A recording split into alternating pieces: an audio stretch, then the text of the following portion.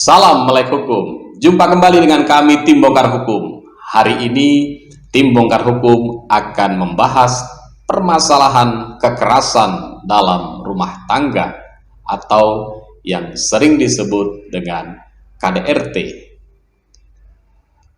Perlu Tim Bongkar Hukum informasikan kepada pemirsa dimanapun berada bahwa Indonesia sudah memiliki sebuah undang-undang yang melindungi agar tidak terjadi kekerasan di dalam rumah tangga. Kekerasan dalam rumah tangga bisa dilakukan bukan hanya oleh seorang pria, tapi juga bisa dilakukan oleh seorang wanita atau perempuan terhadap pasangannya.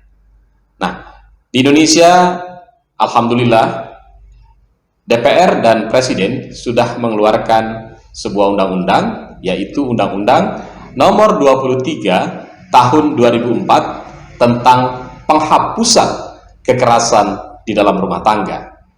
Jadi patut disyukuri bahwa kebijakan ini sudah memberikan perlindungan yang cukup kuat agar kekerasan tidak terjadi di dalam sebuah rumah tangga. Nah, di dalam Undang-Undang 23 tahun 2004 tentang penghapusan kekerasan dalam rumah tangga terdapat beberapa jenis kekerasan yang didefinisikan.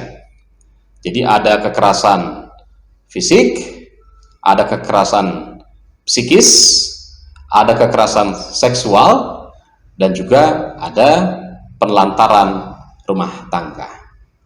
Nah, yang dimaksud dengan kekerasan fisik adalah kekerasan yang berawal dari perbuatan yang mengakibatkan rasa sakit, jatuh sakit, atau luka berat. Yang kedua, yaitu kekerasan psikis. Kekerasan psikis itu adalah kekerasan yang menimbulkan hilangnya rasa percaya diri pada korban. Nah, yang ketiga, itu kekerasan seksual. Kekerasan seksual yaitu adanya pemaksaan untuk melakukan hubungan seksual di dalam sebuah rumah tangga. Nah, yang keempat, penelantaran orang dalam lingkup rumah tangga, yaitu tidak mengurus orang yang ada di dalam rumah tangga, tidak memelihara, tidak merawat, dan juga tidak memberikan kehidupan yang layak di dalam sebuah rumah tangga.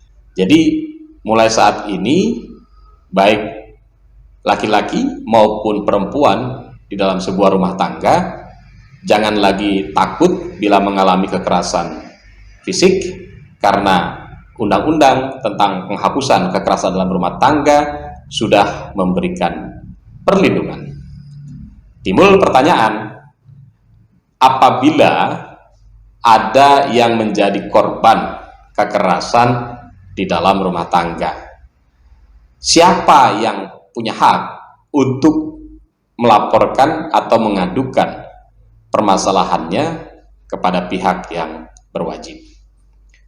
Pada saat kita buka Undang-Undang Nomor 23 Tahun 2004 tentang penghapusan kekerasan dalam rumah tangga, pada saat kita buka pasal 26 Undang-Undang ini, di sana disebutkan dengan jelas bahwa yang punya hak untuk melaporkan dan mengadukan kekerasan di dalam rumah tangga adalah korban. Saya ulangi, yang berhak untuk mengadukan kekerasan di dalam rumah tangga itu adalah korban. Jadi hanya korban yang punya hak untuk mengadukan. Nah, kalau kita hubungkan dengan hukum pidana, maka delik ini disebut dengan delik aduan.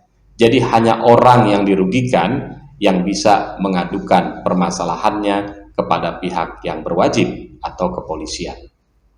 Jadi mulai sekarang, siapapun yang pernah mengalami kekerasan di dalam rumah tangga tidak boleh ragu untuk melaporkan kejadian itu kepada pihak yang berwajib. Karena Undang-Undang Nomor 23 Tahun 2004 tentang penghapusan kekerasan di dalam rumah tangga sudah memberikan jaminan dan perlindungan hukum. Lantas, apa yang harus disiapkan pada saat melaporkan? Jelas, pada saat melaporkan, kita harus mempersiapkan semua bukti-bukti yang valid, yang kuat, sehingga laporan kita dapat diterima oleh pihak yang berwajib. Kita harus siapkan saksi yang mengetahui peristiwa itu. Kita juga harus menyiapkan bukti-bukti, ya, bisa bukti petunjuk, bisa bukti surat, dan juga bisa bukti keterangan-keterangan dari berbagai pihak, agar laporan kita tidak dianggap laporan yang tidak berdasar. Dengan demikian, laporan kita kemudian dapat diproses oleh pihak yang berwajib. Salam melek hukum.